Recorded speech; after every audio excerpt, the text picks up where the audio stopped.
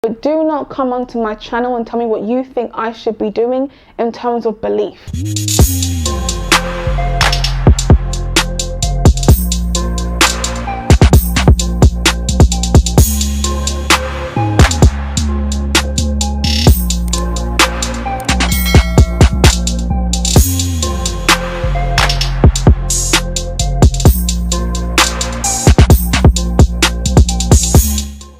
To my channel. My name is Honey and I am making this video because I had to just remake it. I made this video a couple of years ago actually, and I spoke a lot in depth about Incubus and Succubus, demons and things like that. I wanted to just kind of remake it because that was quite a popular video. However, I feel like I missed out a few things. Before I even go into this, because this video literally got me so much emails, lots of DMs about it.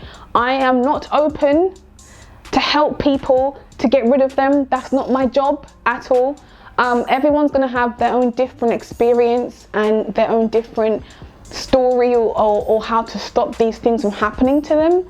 And I think what stopped me was, it was like a mind over matter for me. That's what worked for me. So for you guys, I think it's really important to figure out what's gonna work for you by trying multiple different things, or maybe by seeing a specialist. This story is purely about my personal experience. So yeah, several years ago, I was getting these really weird dreams. They're just weird dreams. I remember living on my own at the time. I was definitely in a very sad place, really sad place. And I felt like these dreams were kind of pushing me to be intimate with people that I wouldn't normally be intimate with. They were people that I knew, like friends, particular celebrities. It was just weird to me. Dreams are very much messages from your subconsciousness. And I feel like it's so important to cleanse your unconsciousness every now and then. One of the best ways to do that is through meditation, being more in control of your thoughts when you're not even trying to think. And I know a lot of us as well can agree that we can actually control our own dreams. But how it starts, right? Like, you don't start the dream initially. I can't do that, but I think some people might be able to, but I can't start an initial dream. I just start dreaming and then I may be able to control what's happening as time goes on. But in these particular dreams, I found myself having sex with people that I just wouldn't. But also it's like, why am I dreaming this? I have a platonic relationship with this person, with these people. The other people, I don't even know who the hell they are. And I linked it to this whole incubus and succubus stuff. When it comes to incubus is seen as a male demon who has sex with you in your dreams. You literally feel like you wake up and you feel like, oh my God, I've just had sex. And it's crazy because for me, when I was having these dreams, I'd wake up and I would feel like I'm not satisfied. It was a weird feeling. I wake up feeling like, yeah, I need to have sex. And I'd feel like, okay, I need to arrange. And these times I was single and I just felt like I need to release this energy. I found myself sleeping with someone. I wasn't satisfied, so I'd go and sleep with someone else and someone else and someone else until I was satisfied.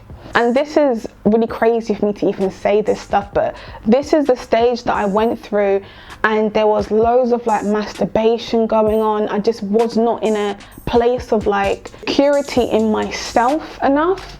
And these dreams, I would go to sleep thinking about sex, waking up thinking about sex as well. So I was never really getting a healthy night's sleep and feeling rested because it was like I was obsessed. So I always link it to incubus and succubus because these demons come to us in different forms. I wanted to have dreams that would inspire me to be a better person. If your subconsciousness isn't clean, you're going to have dreams about all sorts of things, and it leaves this open portal for anything to penetrate your subconsciousness. I don't know what happened to me, but I remember in like 2014, I started going through this. I think that was like my spiritual awakening stage. Because I know for a fact there will be so many religious people, and I'm going to say it's probably Christians, that will be watching this video, because it's crazy to me how they are so obsessed with these videos on YouTube, because I've had this video up before and I've had loads of comments from Christians who always say, you need Jesus, you need this, you need that. Let me just make something clear to everyone here as well. If I choose to believe in something that you don't believe in, don't punish me for that. I treat people with the utmost respect. I'm a good person, I'm good to myself, I'm good to my peers. And I also live a life where I don't want to be restricted. I don't want to be living a life of fear either. I'm free to pick up a book, any book I want, to read about it, to learn about life. But my whole purpose in this life is to reach a higher consciousness. And if I don't feel like religion is for me, that's my personal choice. If that's your choice, brilliant, that's brilliant.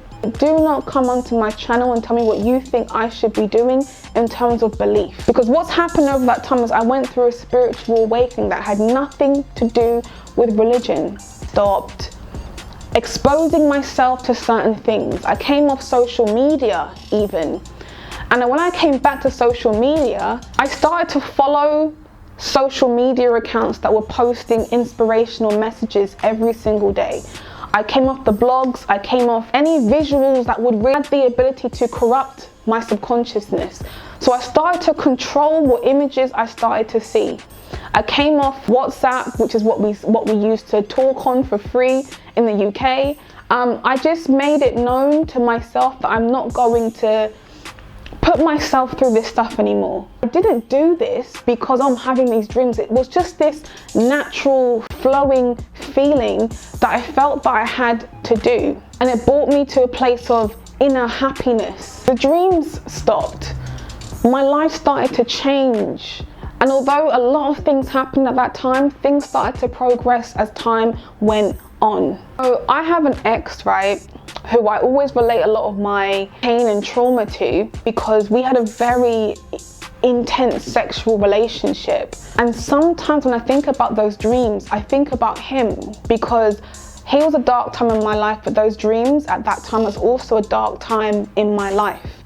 And sometimes even having to cleanse the people that you're around or who you associate yourself with is something that is beneficial for you too. Back then when I was having these dreams, right? It was, you know, like when you're about to wake up, but you're enjoying the dream so much, you just don't want to wake up yet. So you just lay there whilst you're still dreaming.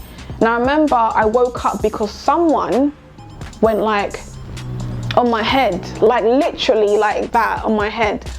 And these times I lived on my own, no one's in the house with me. But I just felt like, oh my God, like I need to stop, but I can't help myself. I couldn't help myself. During this time, I also was sexually assaulted as well. And I feel like the abuse sort of came in at the time when my mind was just so focused on that. And I felt like I was open in like a realm that I shouldn't have been in, but I was invited in there because I wasn't stopping what I was doing. I wasn't stopping. And although I went through this awakening at the time, it was crazy. This whole between 2014 and 15, I went through this whole weird awakening. But it wasn't until going through the abuse that I felt like I was at an all-time low, like an all-time low. I've gone through a lot of psychoanalyzing things.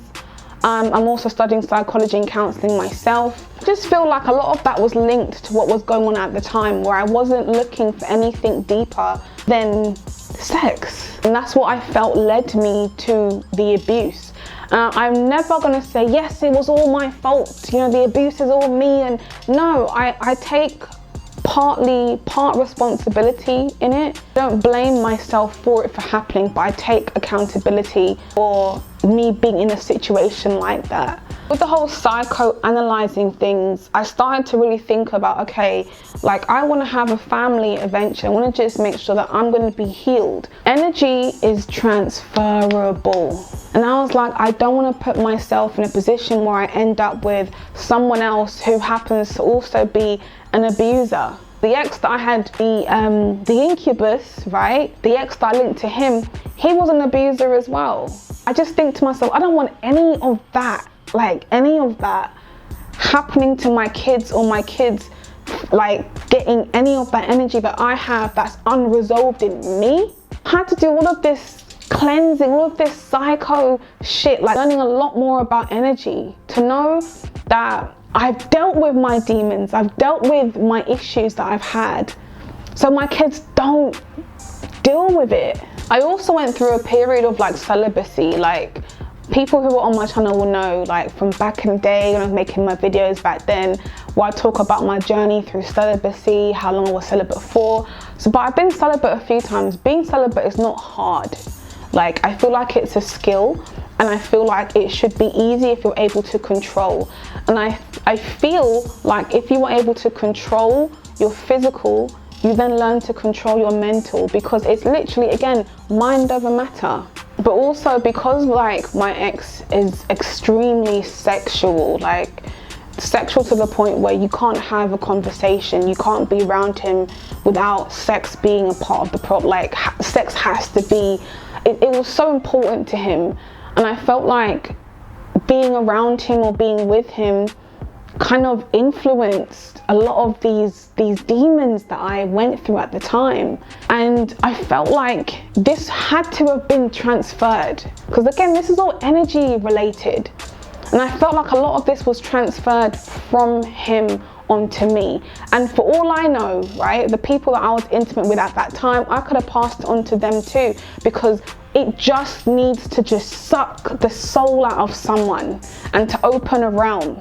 Women are highly sensitive to this, obviously, right? Because women are the intuition. We have the divine feminine energy to know that something doesn't feel right. And that's not a bash, and I've got to say this now because of the society that we live in. It's never a bash towards men. I'm just talking about women. And we know intuition. We know when someone isn't right for me. And let me just tell you this, if you know deep down, spiritually in your gut, being intimate with someone, if they are not right for you, do not be with them. Like, literally, one of my friends, right, she was seeing some guy for a short period of time. Things picked up really quickly, and she was like, honey, the sex was so good, but you know when it's so good, it just shouldn't be that good, something's not right.